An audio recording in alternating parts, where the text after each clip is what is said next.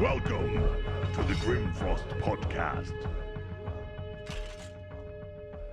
Today's guest is Tonicha Upham, postdoctoral researcher and historian at Uppsala University in Sweden. So, welcome to the Grimfrost Longhouse. How was the journey?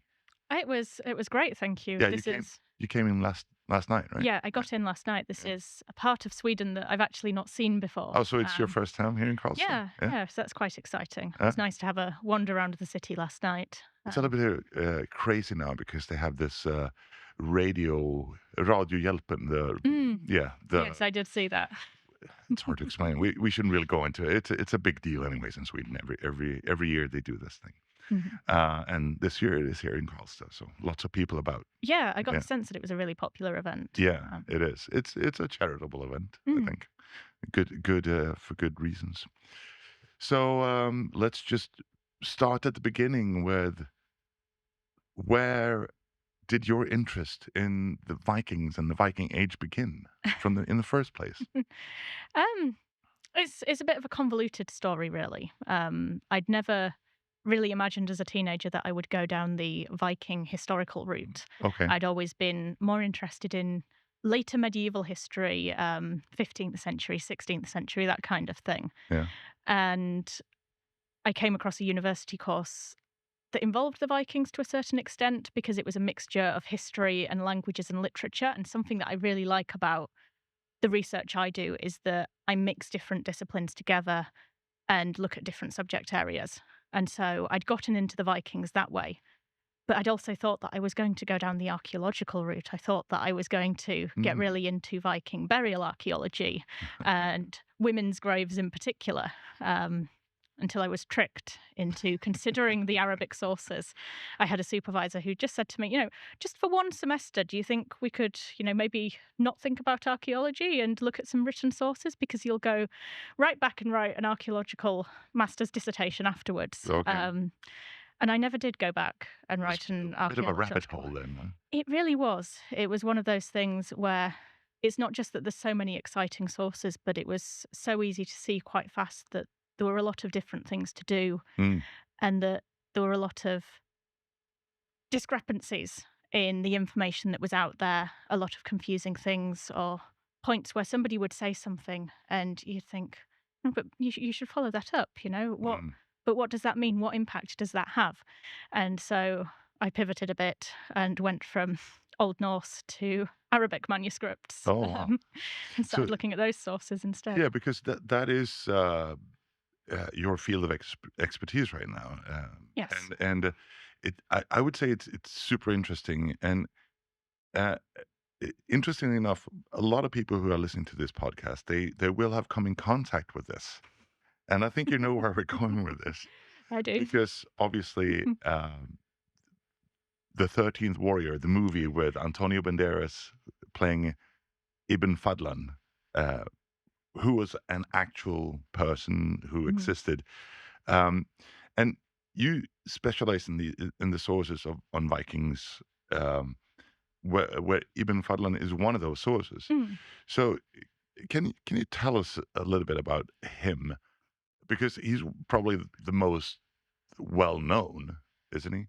Yeah, I mean, we have Antonio Banderas and Michael Crichton to thank for that, because The 13th Warrior was based on a book that Crichton wrote. Yeah, The Eaters of the Dead. Yeah. Yes, which he wrote originally as a dare because somebody had told him that he couldn't possibly make Beowulf interesting. That's actually what I heard as well. Yeah. So who was Ibn Fadlan then? Ibn Fadlan, that's hard to say, actually. The difficulty is that we don't know all of the details for certain. Ibn Fadlan wrote a travel account detailing a journey that he made between the years 921 and 922 AD from Baghdad up to the Volga River in what is now Russia. And it's a very extraordinary source. We don't have all that many sources like it. It's written in Arabic, and it describes the journey that he took on his way to meet the king of the Volga Bulgars, who had written to the caliph of the Abbasids, so essentially the ruler of the Islamic world at the time, and asked for some help. The king had converted to Islam up on the Volga River, and he wanted some spiritual support. He wanted some medicines. He wanted some money to build a fortress. It was a bit of a power play, really, to be able to stand up and say, oh, but look, this really important man all the way down south in Baghdad, he's supporting me. He's believing in what I'm doing, and he's sending all of this stuff to me. And Ibn Fadlan was a member of the party that was sent to the north to provide all of this support. We don't really know all that much about what he was supposed to do beyond that he was traveling with the party to be able to read a letter to the king once they arrived, a bit of a ceremonial type thing. Mhm. But a lot of the people who were involved in the journey got quite frightened along the way. There'd been a lot of horror stories told about the dangers that lay ahead, and so they decided not to go. And the more people dropped out, the more responsibilities Ibn Fadlan ended up having. Mhm. And so he also had to take on a bit of a religious role in advising the king about how best to behave, how best to do certain religious things. But that was his official role. Unofficially, he was also quite interested in the things that he was seeing. So currently, scholars don't really think that the travel account that he wrote was an official state document. It was more of a personal diary, a personal memoir of Mm. sorts, where he's going through and he's describing the things that he's seen and witnessed. And there are some really, really incredible things that he sees. And that's part of the value in this, because one of the things that he sees, and this was absolutely not planned, but he gets to the king of the Volga Bulgars, and because of some issues along the way, the money that has been promised hasn't arrived with the travelling party. And so Ibn Fadlan remains a not entirely willing guest of the king for Sort some of a time. hostage. Yeah, and he travels around the region with the king. And at one point, they encounter a group of merchants who've travelled down the river, moored their boats on the bank of the Volga, and they're setting up ready to trade. And these people are the Rus. Ibn Fadlan calls them Rusia. Um, and they are perhaps one of the most extraordinary aspects of this account, especially for scholars of the Viking world today. Because when we think about the Rus, we understand them, if not outright as Vikings, then as having very strong connections to the Viking world. And that was really important because it's not just that Ibn Fadlan encounters the Rus and is able to say, this is what they're like when they come to trade, this is how they're dressed, this is how they behave, these are their horrible, horrible hygiene habits.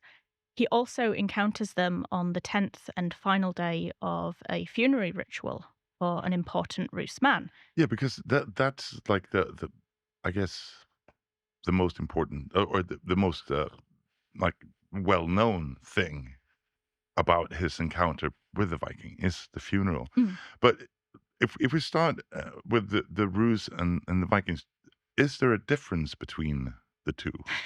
I mean, do we know that? um, That's a very loaded question. It is. And there are several different answers to that, depending on who you ask and at what time Oh, you okay. ask I'm not them. going to put you on the spot there. To put it briefly, the Rus we might see not as entirely Scandinavian. They're likely, there were a lot of Scandinavians who went along the river routes of Russia and Ukraine and Belarus for the sake of trade during the Viking Age. Slowly, they developed trading sites, they began to settle, intermarried with local populations, and so it's very difficult to think of them outright as Scandinavians with no connection to any of the local cultures or populations. We associate them so strongly with the Viking world because there were so many Scandinavians traveling in that direction, trading, setting up their lives there, but also because we have a lot of archaeological evidence for Viking objects and Viking culture, Scandinavian cultures of different types in the areas where the Rus were settling and operating and trading, but also because the textual material, things like Ibn Fadlan's funerary account, Mm. chime quite strongly with what archaeologists understand about Scandinavian funerary rituals. And so the cultural parallels mean that it is possible to look at these things that are happening among the Rus and draw some conclusions about what's happening with the Vikings as well. So it's an insight into one aspect of the Viking world. Yeah. So, what was it like before we go into the funeral that we're definitely going to Mhm. talk about? But what were his um, initial impressions of this these people that he met, the Rus or the Vikings, and what they were up to, like what they were doing? You talked about like hygiene and stuff, but like Mm. what do we know? And what other things do we know? Um, he gives us Ibn Fadlan gives us quite a broad picture of what's going on. He characterizes this group of Rus or Rusia as traders. He Mm, says that the whole reason they've traveled down the river is to trade. And he explains that they moor their boats on the banks of the river and they build houses in order to stay, 10 or 20 of them to a house. He he has quite a mixed reaction, shall we say, to the Rus, because on the one hand, he appears quite taken with them from a physical standpoint. He describes them as being quite tall. Um, he's quite taken with the weaponry, with the style of dress, but at the same time, he's also quite horrified. So he describes in detail the washing rituals of the Rus and that they pass round the same bowl and wash from the same water and spit into the water. Um, and cleanliness is something that's quite important to Ibn Fadlan. mm, Throughout his journey, he often makes comments about situations where he hasn't been able to wash in the river because of the beliefs of certain tribes and groups. So things like the Rus not washing in a particularly thorough or hygienic way do get him going a little bit. So he's already a little bit torn. Never mind that he's then seeing these incredibly horrifying rituals, things that he couldn't possibly have imagined people would do. And he's heard a bit about the Rus before he arrives, I think, okay. because he writes in his account that he'd been told that they set fire to their important men when they died. Mm, And for somebody like Ibn Fadlan, who's a Muslim, the idea that you would burn a body is really quite unsettling. That as a funerary ritual isn't something that makes sense to Ibn Fadlan.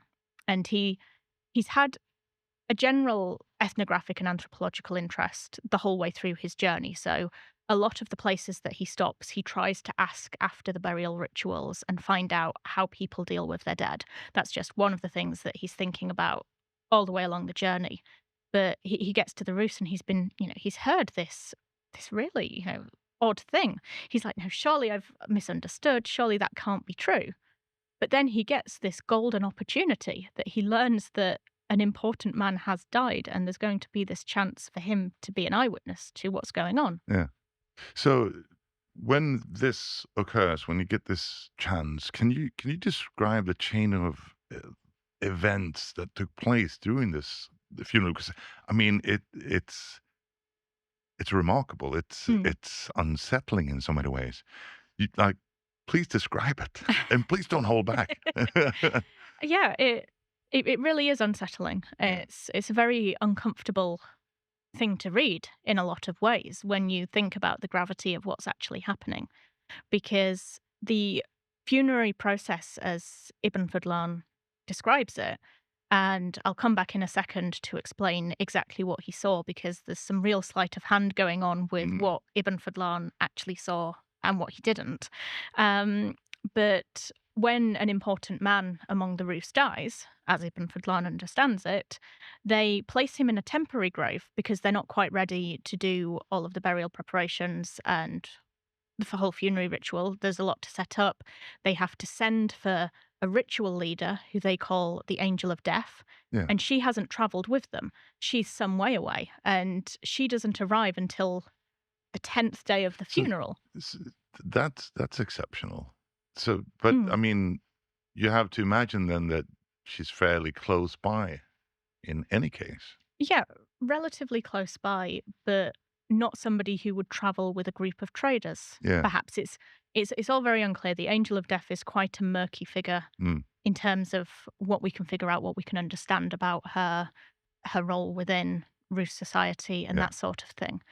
But they have to send for a ritual leader And in the meantime, they're making preparations. They need to prepare the boat because in this funeral, the dead man is placed on board a boat and the boat is burned, and then a funeral mound is built over all of that. There's also a lot of drinking to be done. A third of the assets and wealth of the dead man are put aside exclusively for the purchase of alcohol to A be third. a third of his wealth goes to alcohol, to be drunk over the 10 days that the ceremony takes place. Um, but then the grisliest aspect of this is that they need to find a volunteer, and volunteer is doing a lot of heavy lifting here. Yeah. They need to find somebody from among his slaves who will step forward and say that they are willing to be killed as part of this funerary process. Ooh. It's, yeah, and Yeah. that's a difficult aspect of the account because sometimes when you read it, you think it's a young woman who says that she will be sacrificed, that she'll be killed, and once she says that, she's placed under guard, in effect. It's kind of dressed up as, oh, she has two other slave girls who attend her and wash her feet and attend to every need. But in essence, she's placed under guard once she said, yes, I'll be killed. And there's no chance to withdraw that choice. That's it. Her fate is sealed. And ordinarily, it's a female slave who volunteers for this fate. Sometimes we're told they also asked the male slaves if Mm. one of them wanted to die, but the slave in question is plied with copious amounts of alcohol, possibly other substances, so they're highly, highly intoxicated. Um, they are then assaulted several times by every Roosman in attendance. It's, yeah, it's It's, really quite unsettling. yeah. When you think about it. And she she's lifted at one point during the ritual, she's lifted over a door frame that's been constructed, and she says that she sees into the afterlife. She doesn't just see the man who's enslaved her, that she's being killed to be with, she sees her family, and she describes the afterlife as being quite green and verdant. But ultimately, when she's so drunk that she has no coordination and has to be manhandled by this ritual leader, by the angel of death, kind of has to put a hand on her head and manhandle her onto the boat that's going to be burned. She's taken along with the corpse of the dead man, which has been exhumed from its temporary grave, and the two of them are placed inside a chamber on this boat. And there we have a final and quite horrifying act of violence where the slave girl is strangled and also stabbed, and so she's killed before the burning starts. Once they've done all of this, everybody else leaves the boat. So it's just the dead slave girl, the dead man, and they set fire to the boat. And the Oh, Roofs, they then reflect that they like this because the cremation, the ashes, the wind, it means that the dead man is with his lord quite quickly. So it's quite an efficient way of doing this and sending him off to the afterlife. But when you think about it, it is an incredibly intensive source. And it was unsettling. It's unsettling for us as readers today to think about all that's going on with the treatment of the slave girl in particular, and all of these aspects of it. We we can't even be certain that the slave girl really knew what she was volunteering for. Um, that was actually a question I had because you said also that they lift her over this door that they built. So do we know for a fact that this is some part of the ritual that she says that she sees these things, and has she been prompted to say that then? Do we know any of that? we we don't know whether she's been prompted to say certain things. There are elements where Ibn Fadlan, as an outside observer, he's piecing together this culture and this religious practice as best he can. Mm. And he gives us an extraordinary insight into it. These are the kinds of things that you can't figure out from an archaeological excavation. So it's incredible what we do have, but we don't know how exactly they prepared this girl because she was probably quite young, probably not more than a teenager. We don't know how she was prepared for everything that was going to happen.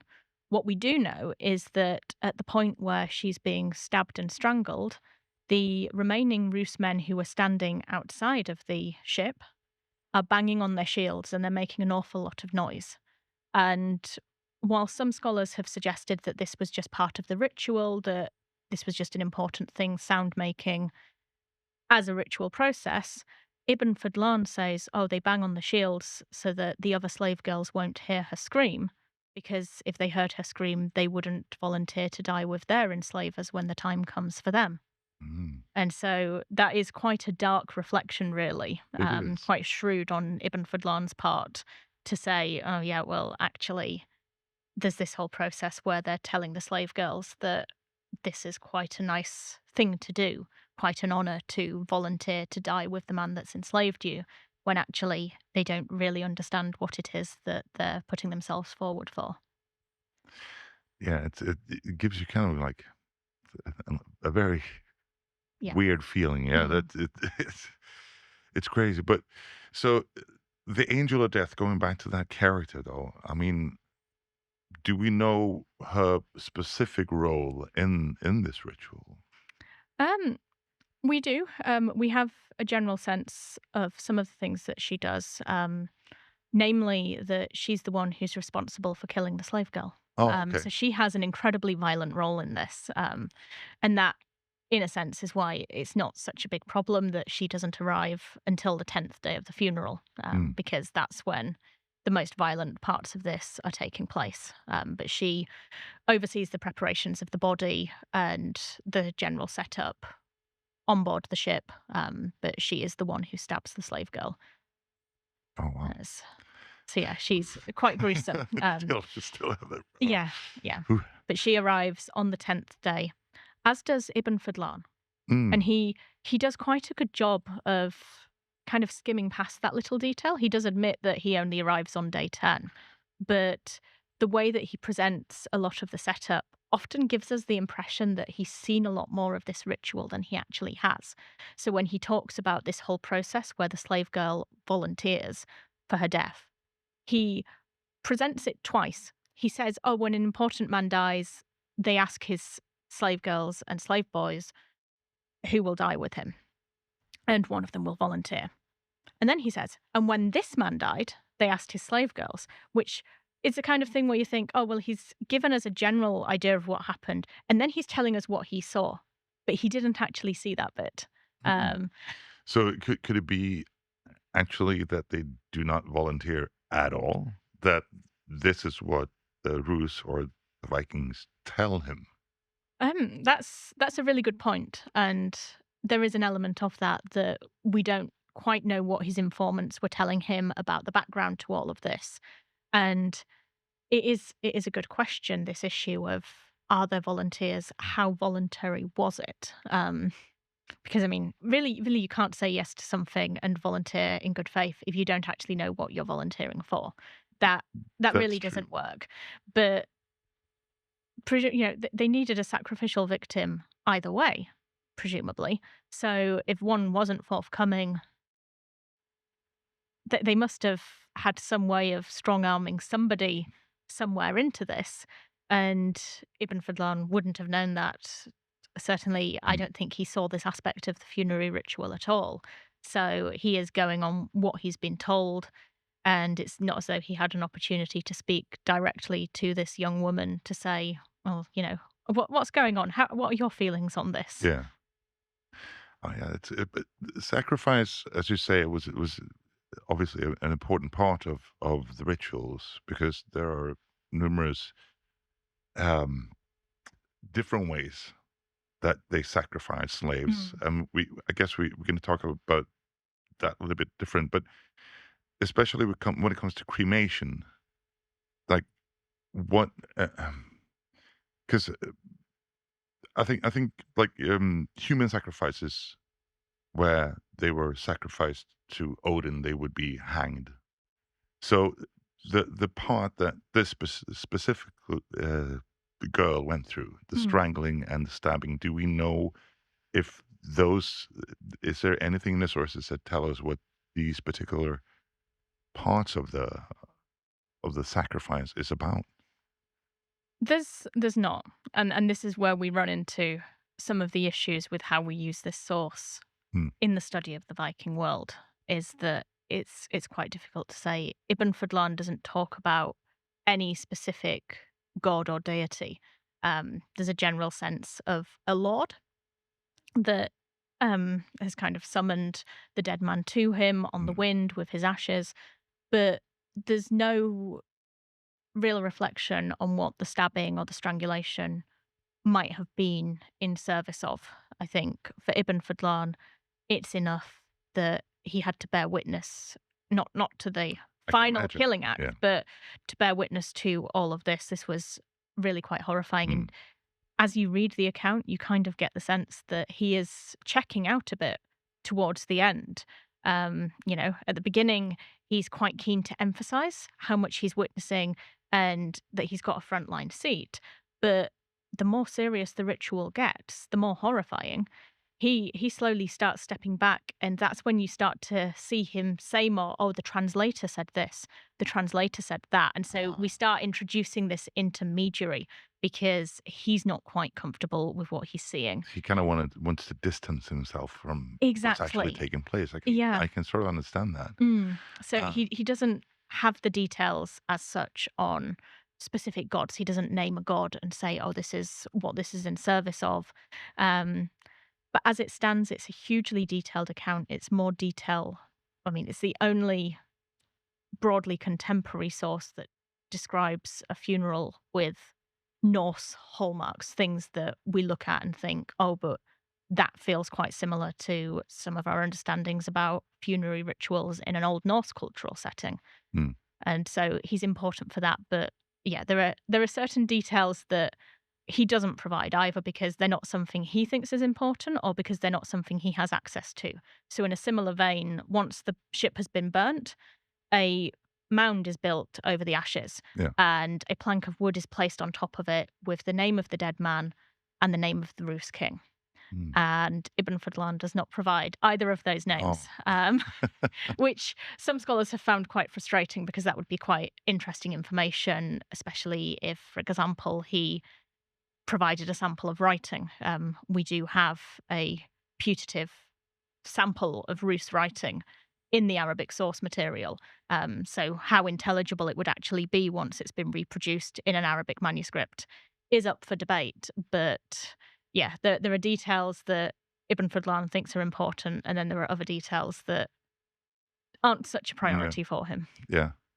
So I just wanted to check on something because I think I may have missed that piece of information. But where exactly did this? Do we know exactly where along the Volga this took place, or is it even along the Volga?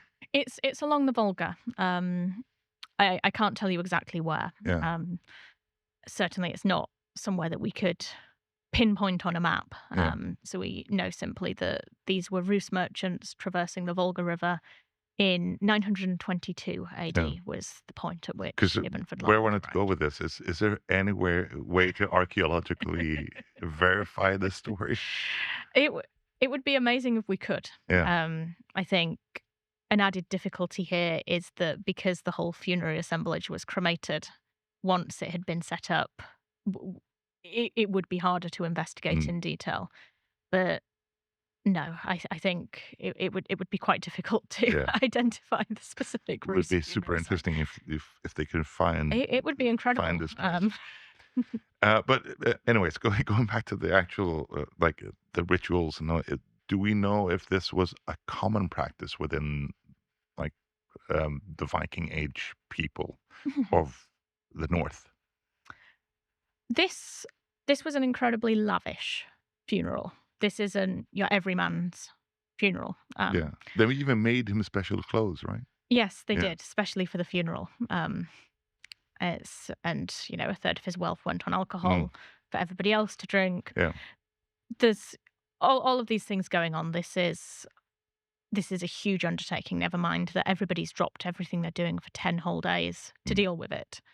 It's Ibn Fadlan does say that the poor are still buried or burned in boats. Mm. So at least among the Rus, and we do have to think about what it means to be poor and to be a Rus merchant, that's probably very different to being a poor peasant or a poor farmer back in Scandinavia.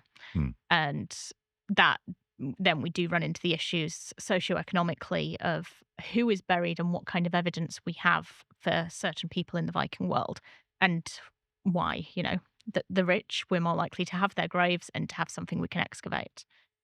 Speaking from the Arabic sources, since that's my specialism, there is a real focus on the burials of the wealthy. It's important or wealthy Rus men who are discussed in terms of their burials or their cremations. And there's often a sense, a lot of the sources will talk about all of the Rus burning their dead. They're really taken with this idea of cremation because that's quite savage and horrifying for them. But they'll then have little add-on extras depending on what they know and what sense they have of the socioeconomic conditions of the Rus. So they'll say that slave girls are burned with the wealthy, and that's how it's distinguished. Not all of them say this. Some of them say that everybody is burned with their wife, and if they don't have a wife, they'll be assigned one posthumously. Others talk about burial, and they talk about incredibly lavish chamber graves into which the dead man is placed with all sorts of objects, food, drink, riches, anything he might conceivably need, and his wife or a Hmm. woman. It's a little bit vague about exactly who she is, but a woman is placed in the chamber grave with him, but she's still alive, and they close up the chamber grave whilst she's still Oh, wow. living. Uh, So Ibn That's, Fadlan isn't the only really gruesome funerary account that we have, yeah. I but guess there are several Hmm. others. There are an awful lot of accounts in Arabic and Persian that describe the funerals of the Rus. It's always the Rus. It's never other areas within the Viking world. Hmm. But that makes sense really when we think about the fact that the Rus, with their trade links, were a lot closer to the Islamic world for these understandings of what's going on. Hmm. And it's it's not the most prolific idea about the Rus. There are a lot of other factoids and stereotypes that survive a lot longer in writings in Arabic and Persian and Turkish about the Rus. But there is this real pervasive interest in funerary practices. And that's partly because it's one of those things that gets at the heart of what a people are and what they're like. It's what they do with their dead. That's quite a nice geographical, anthropological way to think about how people that are different than you do things Hmm. and what that means for their culture. And it's also an area where you have a set ritual, so you have a set custom that you can talk about, and that can be distilled quite neatly into geographical writing. Hmm. But they are also just quite keen on ideas about Rus funerals because they are so outlandish. There are so many ideas about funerary sacrifice and this idea that you kill somebody when you die. Um, Yeah. there's that never mind the presence of fire, never mind that you're putting other objects in the grave. And sometimes it's just the objects that are exciting. So, in the middle of the 10th century, the Rus raided and occupied a city in Azerbaijan for a whole year. They went to a city called Barda, and it was a horrible event. They massacred huge swathes of the population. This was a really, really important trade town that had been very prosperous before the Rus arrived, which is presumably why they arrived and raided. Hmm. But they massacred huge swathes of the population. They took hostages, they ransomed people, they enslaved the women and children and assaulted them. But one of the things that's talked about in the chronicles that describe this horrific attack is that the Rus soldiers, when they died, and they did die off in great numbers because one of the things that this town was famous for was its fruit, and the Rus contracted dysentery from eating so much fruit, um, Oh, wow. which is quite a way to make an occupation fail, really. Um, Really, yes. but as they were dying off in greater and greater numbers, they needed to be buried within the city, and they were buried alongside their wives or another one of their women, sometimes with their slave boys, if they loved their slave boys. But they were also buried with their weaponry and other important objects. And the chronicle accounts often say, oh, and we know this because we dug them up after they left. When the Rus eventually retreated, they took the women and children that they'd enslaved, they took all of the loot that they'd collected, and they got back on their boats and they left as the occupation was beginning to fail. And so when the city of Barda was reclaimed and they were dealing with everything, they excavated these burials and found the swords. And some of the chroniclers say, oh, yeah, the swords are in demand to this day, really. They were quite good quality swords, um, which, in a way, is one of the earliest examples of Viking burial archaeology that we have, Yeah. is these occupied people in the 10th century who were putting their town back in Wow. order as best they can. But But they're saying, oh, well, we know exactly what the funerary process was because we've dug them back up. We oh, know what wow. was there. What we wanted to ask as well, what I wanted to ask as well is would this be that you say the Rus occupies and they made this journey, but would this also include Vikings that traveled east from Scandinavia on trade missions and It could well do. yeah. Um, it could do, and this is the difficulty with using the Arabic and the Islamic source material, is that while some of them investigate to a certain extent who the Rus are, it's often enough just to say that they're Rus. So some of them might say that the Rus live on their own little island or peninsula. Some of them might say that the Rus are a people of the Sakalaba, which is the Arabic word for Slavs, more or Mm. less. So they might align the Rus with the Slavs. Some of them say that the Rus are a Turkic people. There's no real interrogation. Nobody was in a position to sit the Rus down and say, okay, so are you all from the same place? What's your situation? Okay, so you're a second generation immigrant, but you're just traveling from Scandinavia. Yeah. What's your story? And so there's this difficulty because we use the sources quite often And and frame them as Viking. you could also imagine that Bruce and people from Scandinavia would to someone from Baghdad, for instance, would look the same. Yeah, they might well. Yeah. It's but then you've also got the issue of how they would identify themselves Mm, and what they would say when they're traders, when that they're is true. encountering people. They didn't even necessarily the majority of the sources that we have. Ibn Fadlan is a real exception in that he did meet the Rus, but the vast majority of these sources were people, essentially armchair geographers and historians, who were writing about them without necessarily seeing them. Mm, And we see some confusions in areas that today we have answers to.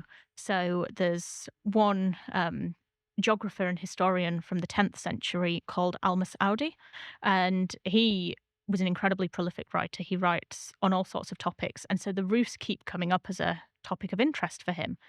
And he writes about Rus raids and the Caspian Sea, but he also writes about raids by a people that he calls Majus, which is the Arabic for fire worshipper, in the West.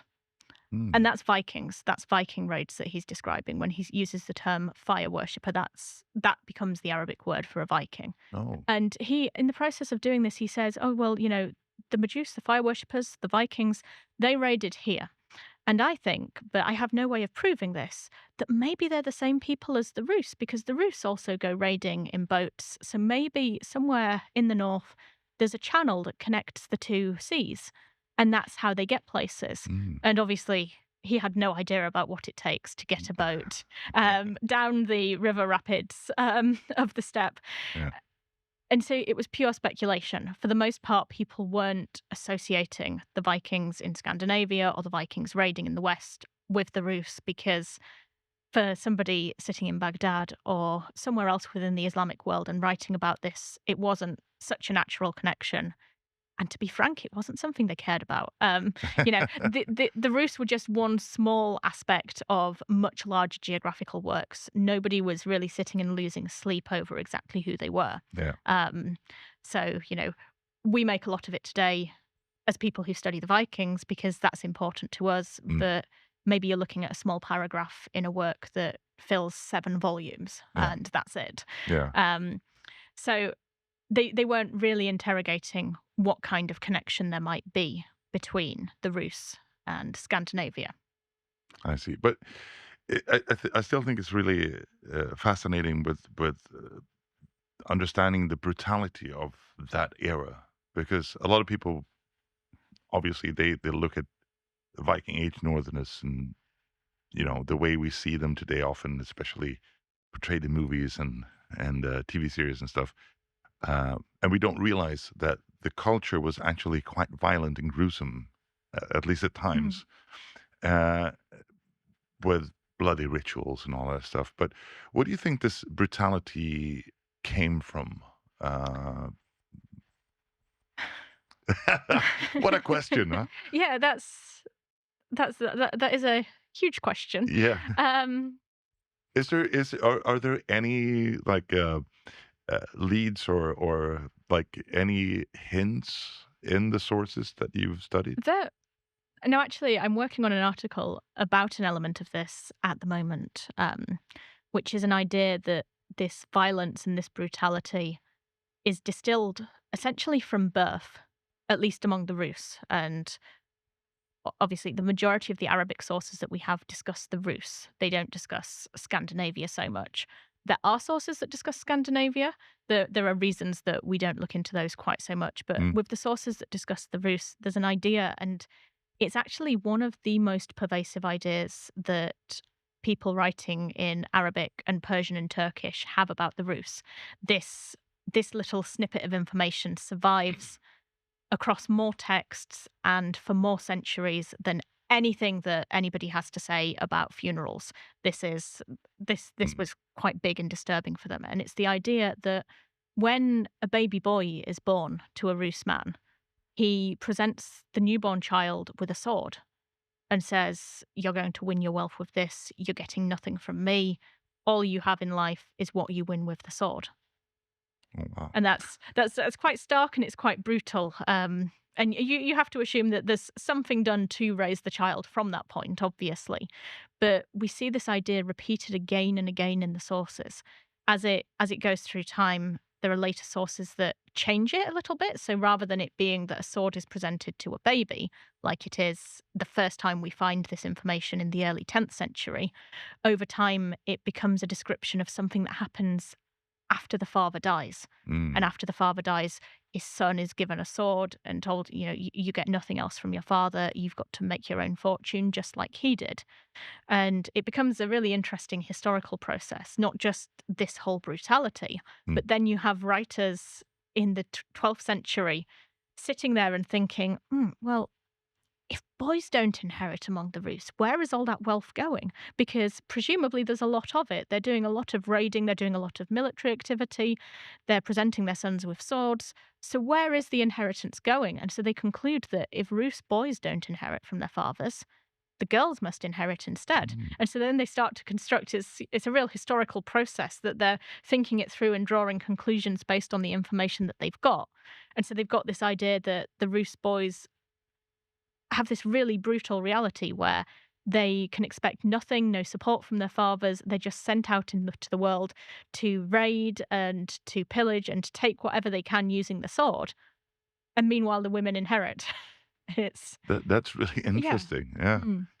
Are there any other sources supporting this theory or? Um, I'm not entirely sure with other source groups. I've not come across it in quite such this way. Mm, It's it is just a really bizarre snippet, yeah. and we don't know how exaggerated it might have been, whether this was just a ritual that you did with a newborn baby, Mm, just for the sake of saying, "Oh, well, when you grow up, you're going to be a raider and you'll do what we've done," yeah. or what it means. We don't know what impact this has on the fact that a lot of Rus were traders rather than raiders, and Yeah. so it could well be a generalization of the brutality of these people. But we also have to be careful with that. We can't think of trade as a peaceful activity because one of the key things that the Rus were trading was slaves. Yeah. When you think about it, that's really not all that civilized and peaceful compared to raiding. Mm. And how are they getting the slaves? They're And getting the slaves by raiding. I think also from what we know about Vikings were that they were traders and raiders. They Exactly. Yeah. it didn't There's really. it's not they're both very similar Yeah. economic Yeah. activities, essentially. So in your research with Arabic and Persian Mhm. archaeological and textual evidence, what's available? Like what what what do you have to work with? Um, A really interesting and a really interesting mishmash of sources, really.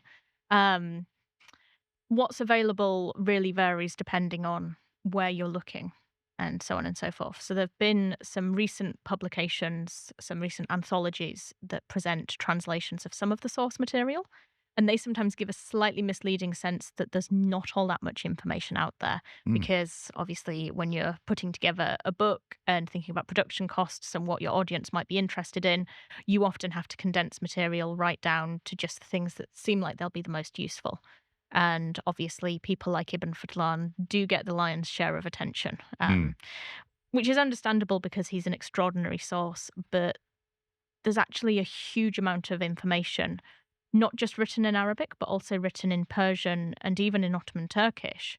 And we're seeing the same ideas circulate starting in the 9th and 10th centuries. But this information is being repeated right the way down to the 16th and 17th centuries in some cases. So there are these really long geographical and historical traditions where people are recycling the same bits of information. So it's not always that they're making up new material, it's that they've read it in an earlier book and they're then copying it across, they're adapting it in some way, shape, or form, and doing different things with it. And so that takes us a really long way. And I mean, sometimes the geographers are just really captivated by what they see. mm, So, Ibn Fadlan, for example, we encountered him first as scholars via a text that was written in the 13th century. And Ibn Fadlan was traveling in the 10th century. So there's some 300 years before Ibn Fadlan's account really starts to show up.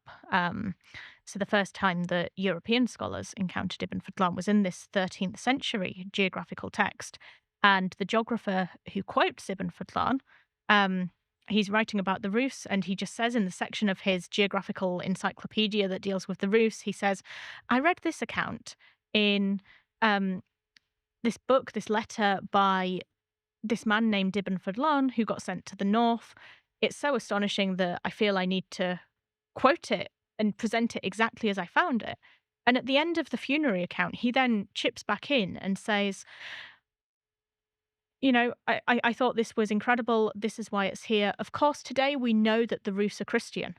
And so even at times where, he's acknowledging that he's just wasted a good 4 pages of manuscript space, say, on information that he knows is out of date, that isn't entirely relevant, because, he's like, "No, I promise I don't think the Roos do this today."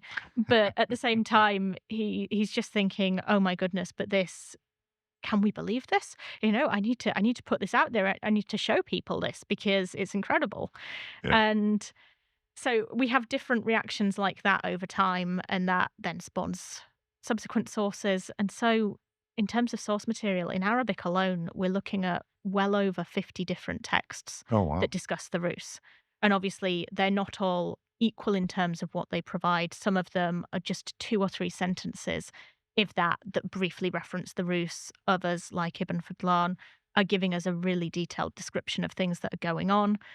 But there's huge amounts of material out there from different phases talking about different aspects of the Rus and how they trade and their military activities and so on and so forth.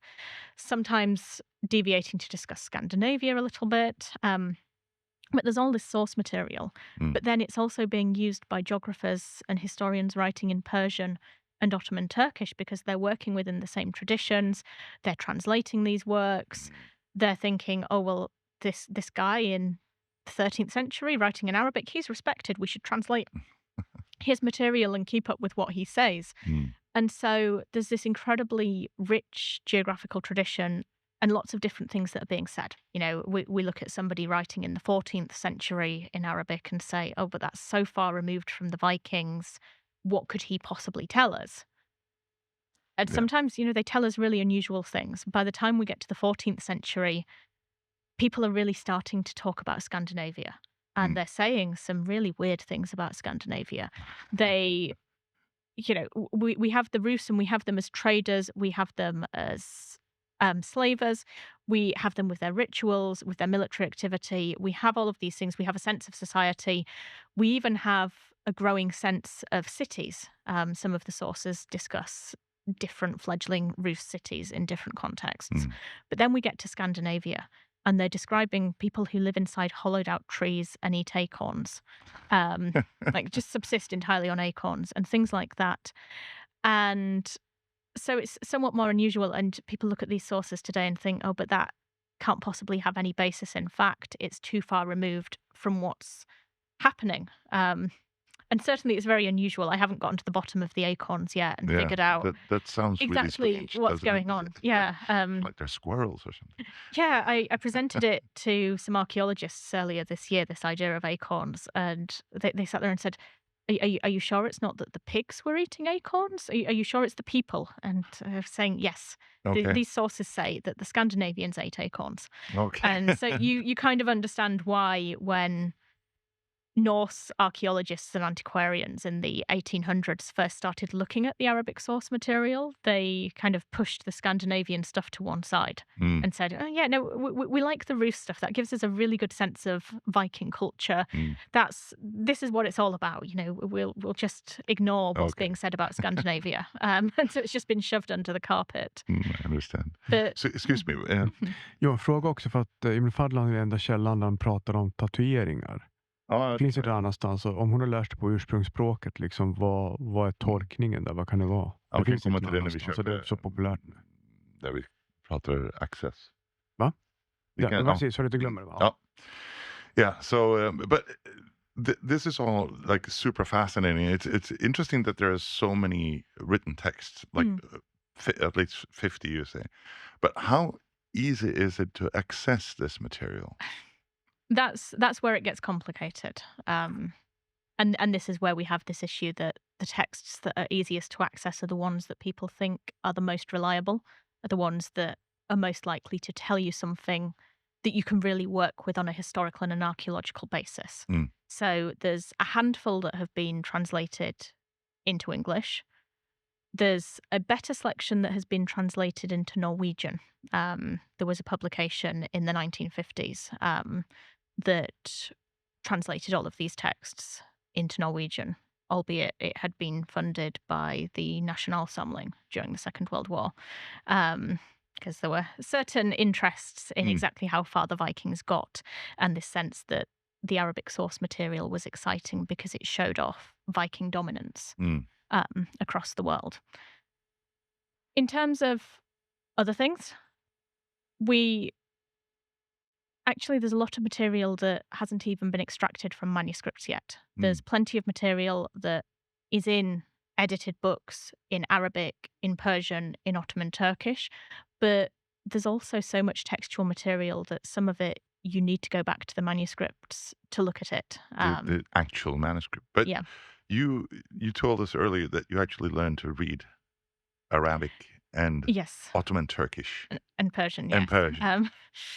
To be able to go, that's impressive. Well, it was one of those things where, because the reason that I developed an interest in this material was partly because I couldn't get my head round all of the conflicting things that were being said about these sources, it very quickly became clear that if I wanted to make sense of it, I needed to be able to look at the actual texts and see for myself what they said rather than relying on translations, because part of the difficulty with this source material is that so many of the people who use it, and use it incredibly well, have one hand tied behind their back because they need to use a translation.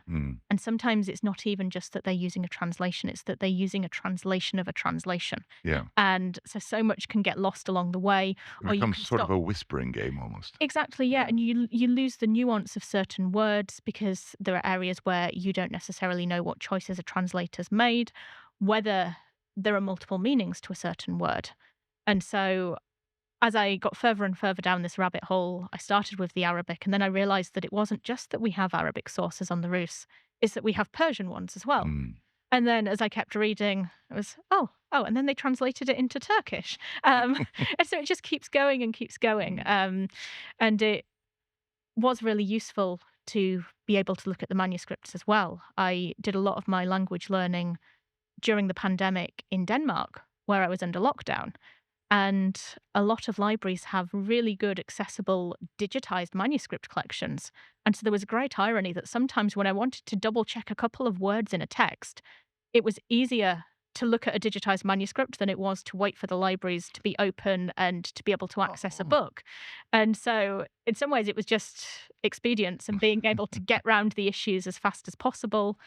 But there was also a really nice manuscript containing Ibn Fadlan to work with in Denmark as well. Mm. So I cut my teeth on some really prettily written manuscript material. I think that's my favorite manuscript that I've worked with.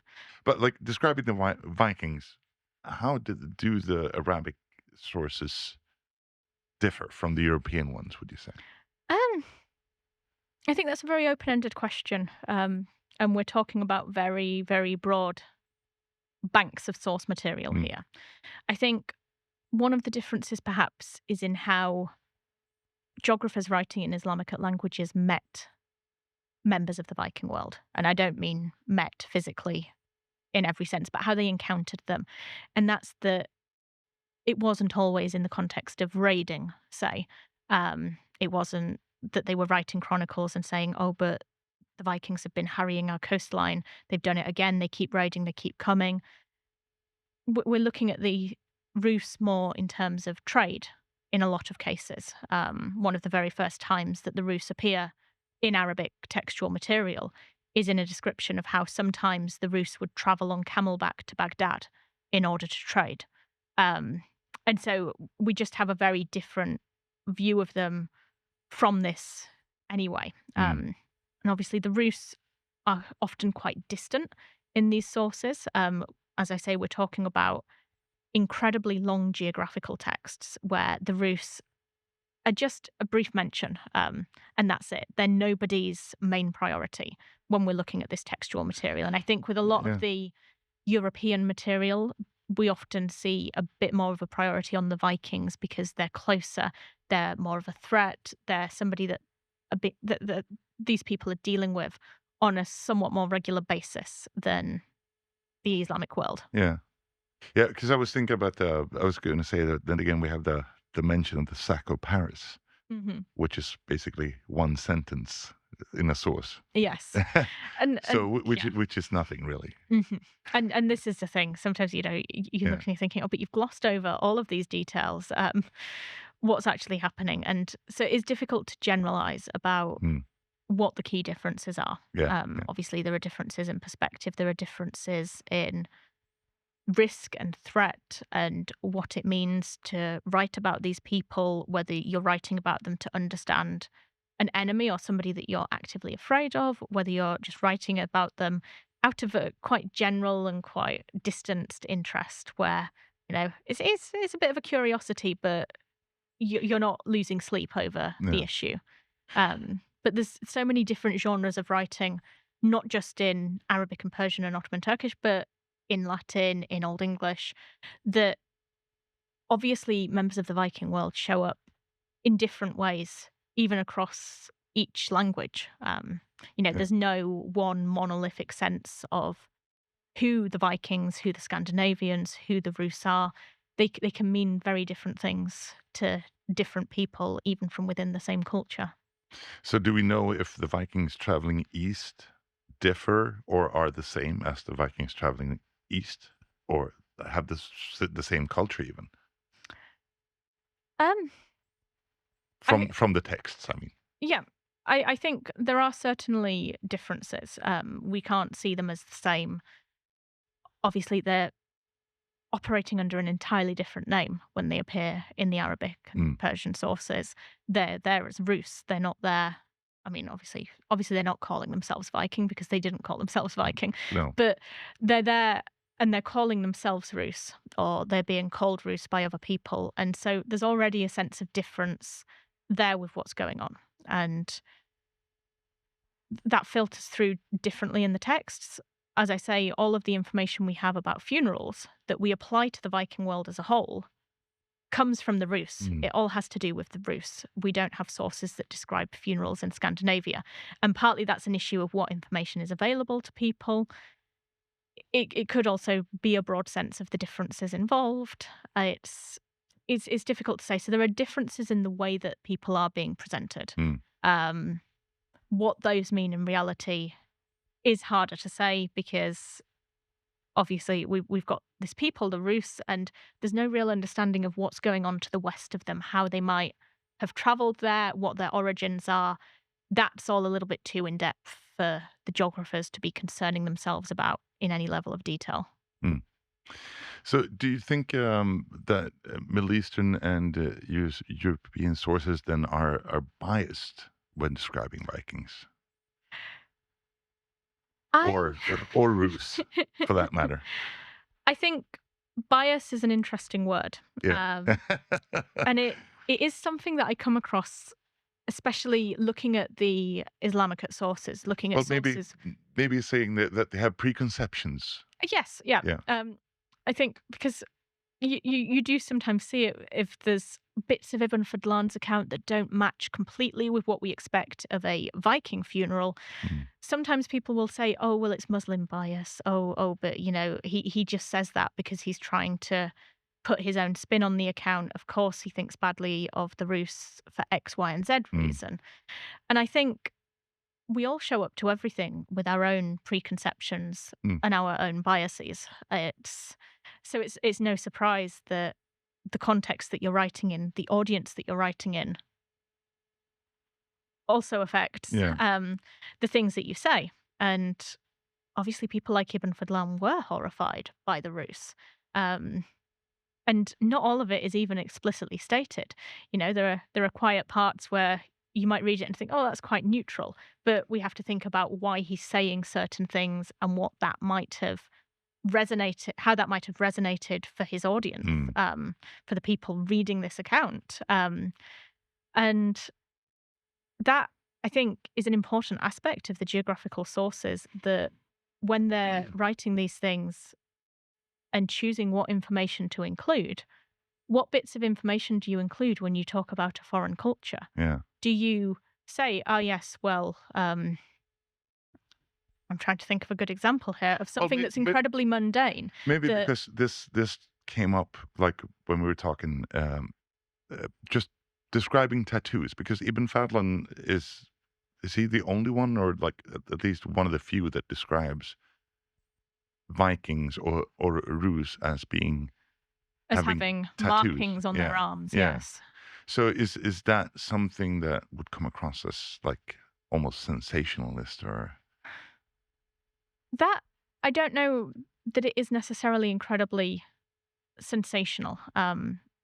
This idea that the Rus had markings on their arms, it forms part of his description. It doesn't necessarily form a part of his description that is particularly scandalous.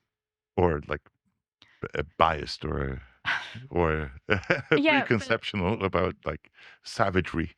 Yeah, I don't think it feeds into general stereotypes about what it means to be savage, for want of a better term.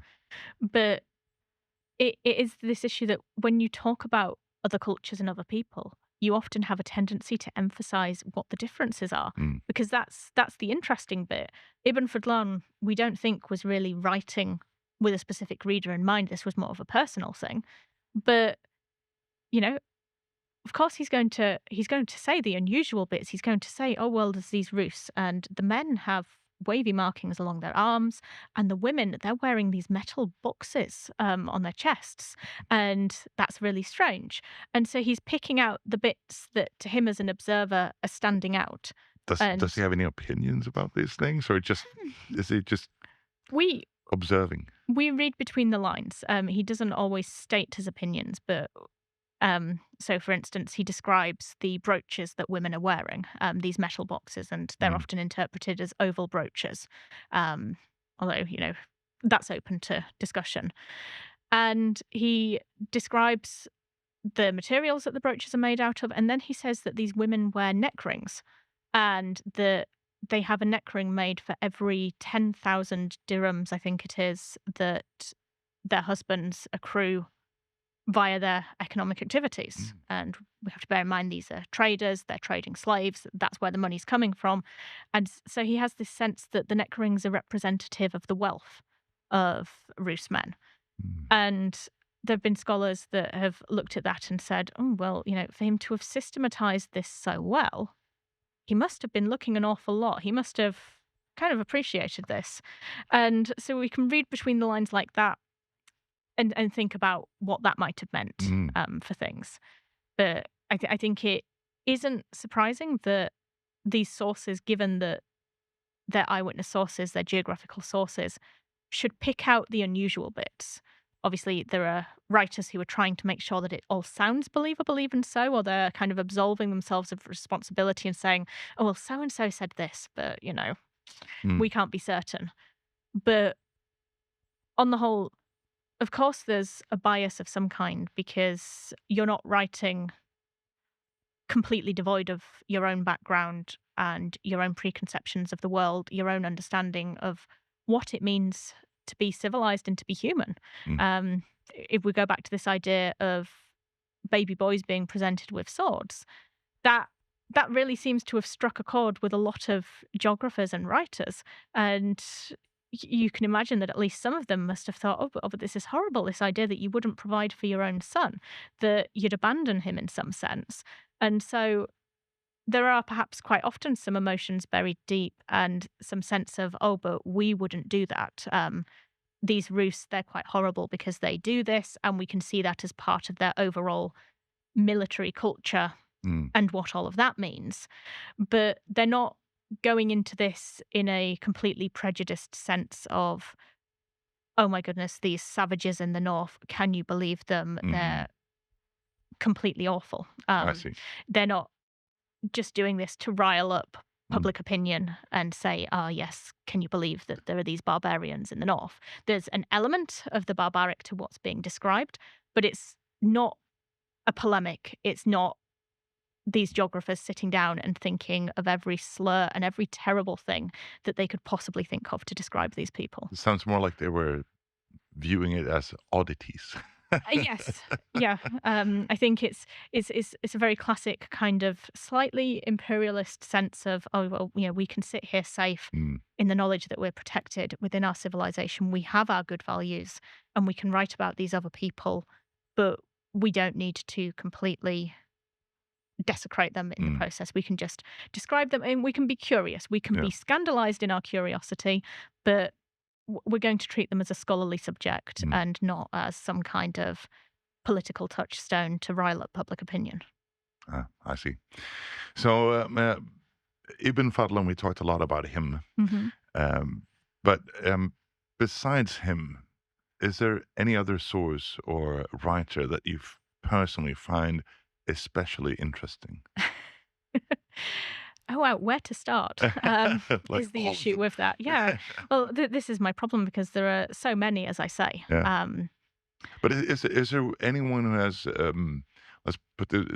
is there anyone who has written about an aspect of the Rus and the Vikings that you find as like a fascinating fact then? Well, there was one that I touched on earlier, and that was Ibn Khaldun. And he is one of the earlier sources that we have for the Rus and the Viking world.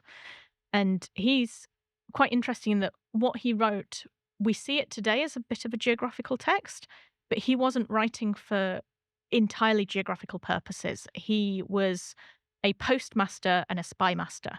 So what he wrote was a book of routes and kingdoms, and that was partly based on the postal routes and understanding the different stages that you needed to travel through to deliver the post to different areas, and how many days' ride it was from one city to the next, and so on and so forth. But he also mentions the routes of different traders in that, different regions, different areas. And so the Rus come up in a discussion of their trade routes and the things that they trade. And for the most part, he describes them trading along the Caspian Sea, with the Khazars, with Byzantium, and he talks about taxes as part of that. He talks about the levies that are introduced by certain rulers on certain goods. But then he says that sometimes the Rus travel all the way to Baghdad, and that they do so on camelback. Oh yeah, you mentioned that. Yeah. Which is just something people often get quite excited about. They're like, oh, but the Vikings, they're on camels. Obviously, Viking is a difficult term in that sense. Yes. really interesting, this idea that the Rus would undertake such a lengthy journey that they wouldn't just hand off the goods to middlemen, but would occasionally go all the way to Baghdad. And when they got to Baghdad, they would claim that they were Christian, which is in itself an interesting idea, how you'd go about doing that. And that they would then trade in Baghdad, that they would have Sakalaba, Slavic eunuchs, translate for them while they were there, and that's how they'd do their trade.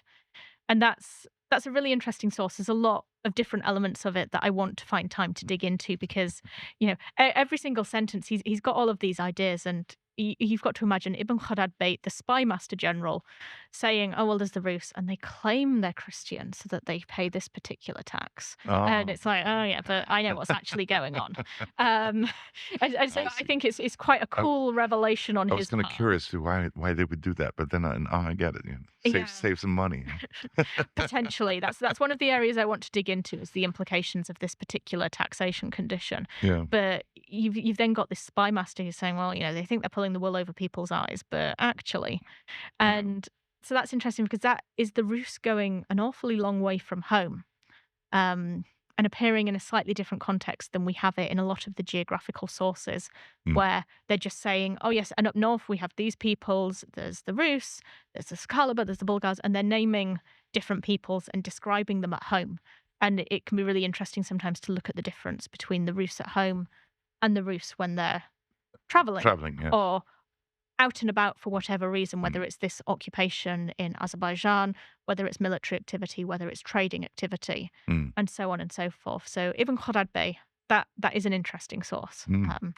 But there is just so much material. You told actually, I'm directing my attention at the moment increasingly towards a 13th, I want to say, 13th century text. There's not an awful lot of information on it. I came across it in the archives in a manuscript. I was very pleased that this particular manuscript had really nice subheadings. So as I was flicking through it, I was able to see the words "Land of the Rus" and think, oh, I wasn't expecting to find this here. And it's because it's a later text, it's one of the ones that skews slightly more towards the fabulous. So there are bits that, if you're a historian or an archaeologist working specifically on the Vikings, it will be a really frustrating text. It has the Acons in it. Okay. Yeah. It's one of those texts, but it'll be really frustrating because you'll look at it and think, well, what can I actually apply to my historical study? But for my purposes, I'm looking at this text and thinking, well, this is quite exciting because it starts just by describing the Rus, and then it says, and to the west of the Rus, there's Scandinavia, there's Denmark, and there are people who eat acorns and live inside trees. And then it goes back to the Rus again. So it does some really interesting things. And I'm in the process of identifying exactly who the author is. Hey guys, just cutting in for a second. If you enjoy this podcast, subscribe to support our work. Thanks for listening. What I wanted to ask is why these Middle Eastern texts haven't been more popularized, except Ibn Fadlan, of course. As like to the degree of the European ones as well. But what would you say is the reason for that? I think, obviously, as you say, Ibn Fadlan has been popularized. And I think the issue that we've had is it's been this small handful of sources that have been popularized. And those are the ones that are presented. And then we leave it at that. And we have these issues, as I say, with the fact that the later material, people don't like it so much because they think, oh, but if you're writing that in the 1200s, what could you possibly know about the Vikings? And so on and so forth when they're using the same material. But there is also this issue of accessibility. People working on the Vikings get really excited by the Arabic sources, and with good reason, because it's really rich material, it's really exciting, it's really interesting to dig into it and think what was known, what's being said, how are people from the Viking world generally being understood in this source material. But it also has to be accessible. And if you go back to the 1950s, you have it to a large extent in Norwegian, but beyond that, you really have to go digging to find a lot of this material. So if you don't know it's there and you don't know how, you don't know what these sources are going to say, you don't know what you're going to find that's going to be in a language that you can work with, it can be quite difficult to find your footing with this, with more than the most high profile, the most famous texts that have been translated. Oh, okay. Yeah, that makes sense. So, um, what other things do we know, like apart from? Well, I guess you kind of touched on that actually. But what we talked about the burials and this, but what do we know about the interactions between Vikings and the people of the Middle East in general? Is it mainly trading, or is there any other form of exchange that takes place? Um, I mean, there is a lot of trade. The Rus are important to know about because there's an understanding of the things that they traded, furs and so on, but slaves in particular. And so Yeah. the Rus are an important node in the slave trade with the Islamic world. They are the ones who are supplying slaves, and I've used this word already and said that they are Slavs, but there's an Arabic word, sakalaba, and in a geographical sense, it often means something equating to Slav, but it's also the word that's used to describe slaves from the north. Interesting enough, Slav in Swedish is what we that's slave. Yeah. I wonder if Yeah, and there are etymological arguments around this yeah. and exactly what it means and what geographers may be implied when they were talking about the Sakalaba and how they used it as an ethnonym, as a label to describe a people versus how they used it to describe slaves, how much generalizing is going on there and what they're talking about. Sort of like we're talking about Vikings, but in Britain they were called Danes, and obviously now we know that in the Arabic countries they were called Rus in many ways. So Yes, yeah, yes. And so this is the thing, there are different terms for them. We're and this is one of the issues that we have when we study history is that we're relying on people in the past to have conceptualized the Viking world in similar ways to how we do today. yeah, And that's simply not the case with their understandings of the world, with their priorities, with what they're looking at. So, for a lot of these sources, it's significant to think about the fact that the Rus supplied slaves that were then bought and sold within the Islamic world. That is an important aspect. We do have the Rus showing up in military census, also increasingly in chronicles that are describing Byzantine military forces, because we have exactly. the Varangian Guard and we have the Rus and the Vikings participating in Byzantine military efforts. Yeah, And so the Arabic chronicles sometimes discuss Rus involvement in those as well. And so there are lots of different areas where the Rus and members of the Viking world generally will show up. It really varies text by text. We have, for instance, a really unusual account of a diplomatic embassy sent from Umayyad Spain, so Al-Andalus, Spain under Muslim rule, to the Majus, to the fire worshippers, perhaps in Denmark, perhaps in Ireland, Vikings somewhere.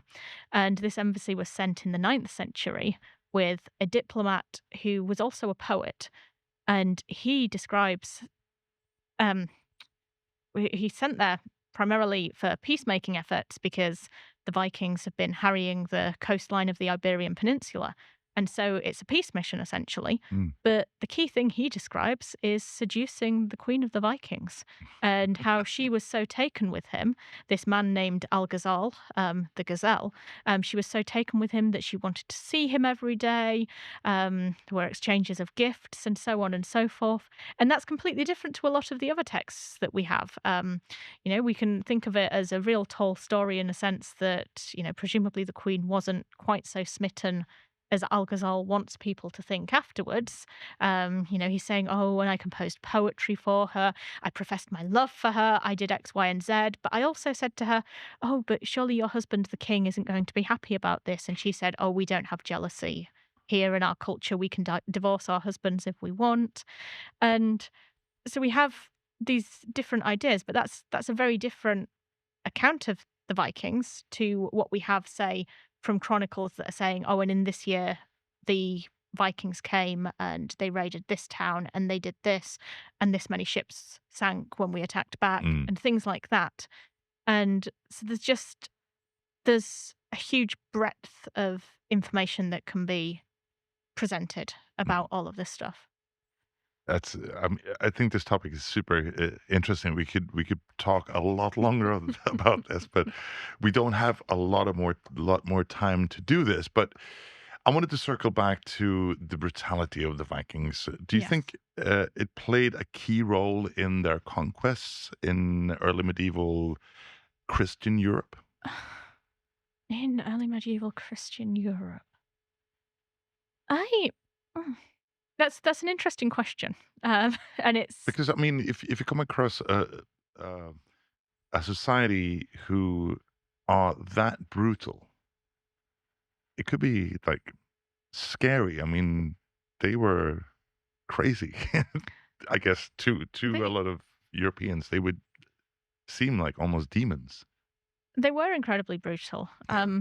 I think society as a whole was a lot more brutal back then, so I Mm. don't know necessarily, and obviously we're outside of my wheelhouse with Christian Europe to a certain Okay. degree, but I think when you are looking at descriptions of the Vikings raiding and so on and so forth, you are hearing it quite often from the perspective of those who are affected. And obviously, they are going to really emphasize the brutality Of of it course. because they've been on the receiving end of it. Mm. And that is going to be a very different perception of what's going on. But within a society that is so heavily militaristic, not just the Vikings, but generally, we have this when we look to the Arabic sources. Mhm. It's not just the Rus who were raiding and causing issues. There are a lot of these geographical sources will describe the neighbors of the Rus doing the same, and they'll talk about general lawlessness, about slave raids, about Mm.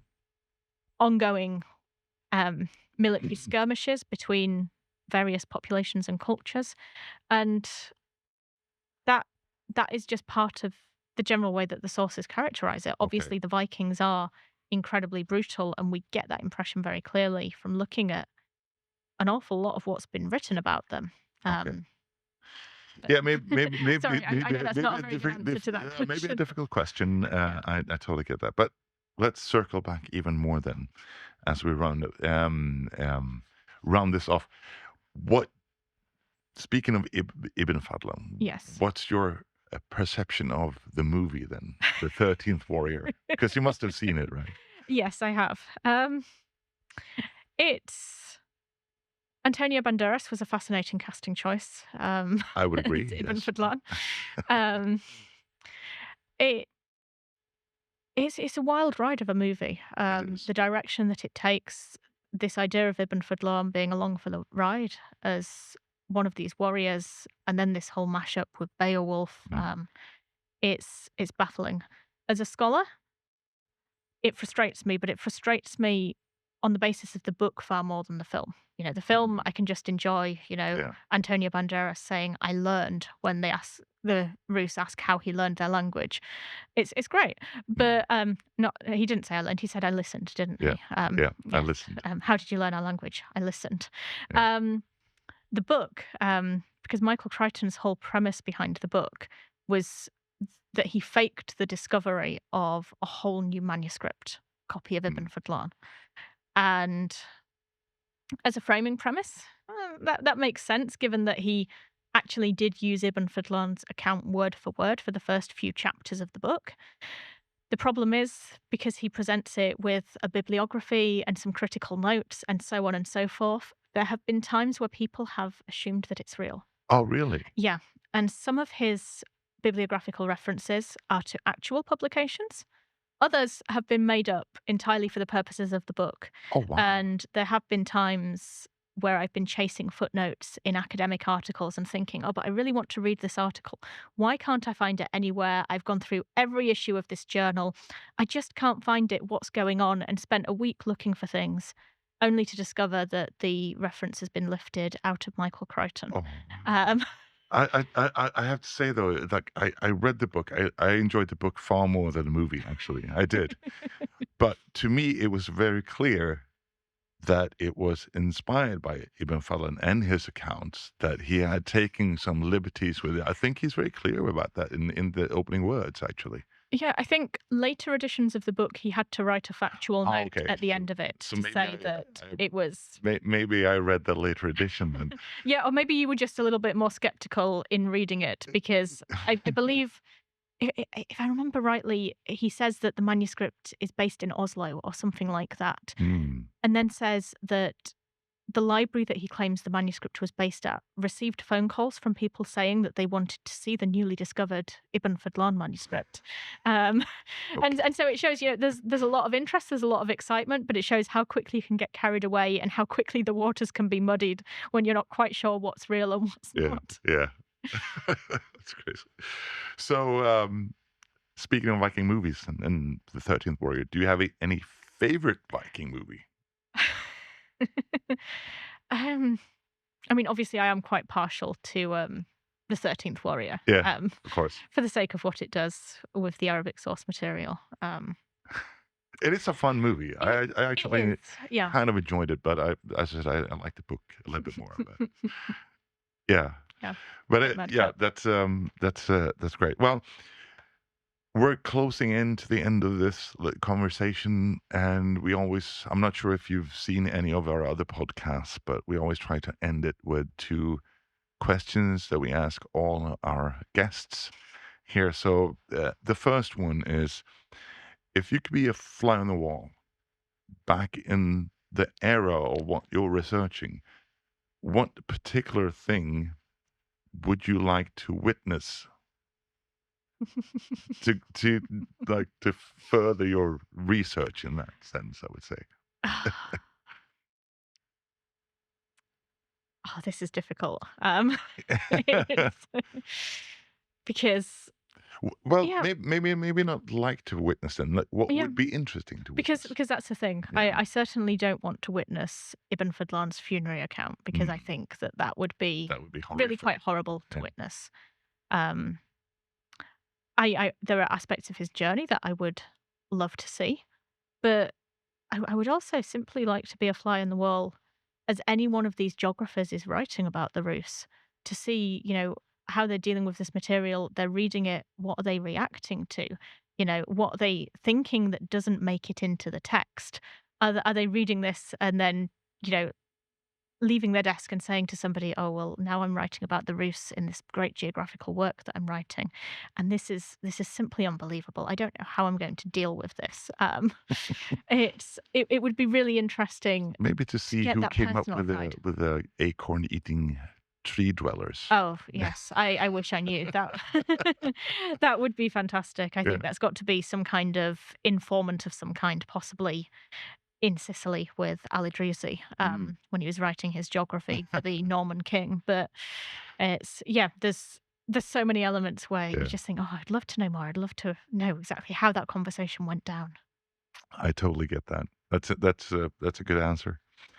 And I think I know the question to the last one, but I'm going to ask it anyways. Would you have wanted to live back then? Absolutely not. Yeah, I can't think of a situation in which it would be a comfortable or pleasant No, I, arena to live, I, especially as a woman.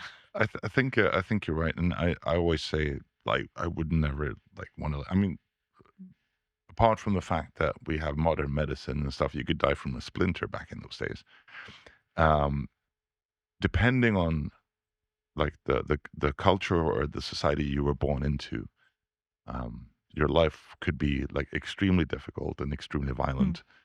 But on the other hand, if you're born into that society, you don't know anything else. So, but then Yes. again, the question is moot anyways, Mhm. because Yeah. yeah, And we've talked a bit about brutality yeah, today, and I think that is important. I study the Vikings, I look at them from a mm, distance, and then I can close the book yeah, and I'm done with it. I don't have to take that home. I don't yeah, have to deal with these horrific things that I'm reading about in the texts. And I think at the end of the day, for all that we sometimes look at the Viking world and think, oh, well, doesn't that sound quite exciting? That's been painted in quite an epic way mm, by the source material.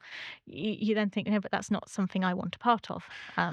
I sort of agree. I think it's fascinating. I've always thought it was fascinating, but yeah, I wouldn't want to live then. I don't think so, anyways. I think being able to shut the door at the end of the day and say, okay, yes, but that's very interesting, but you know. That's a good one.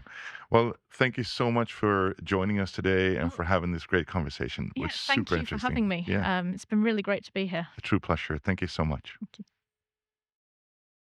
If you enjoyed this episode, check out our other episodes on our YouTube channel, Spotify, and other podcast streaming services. And also, subscribe to support our work. Thanks for listening.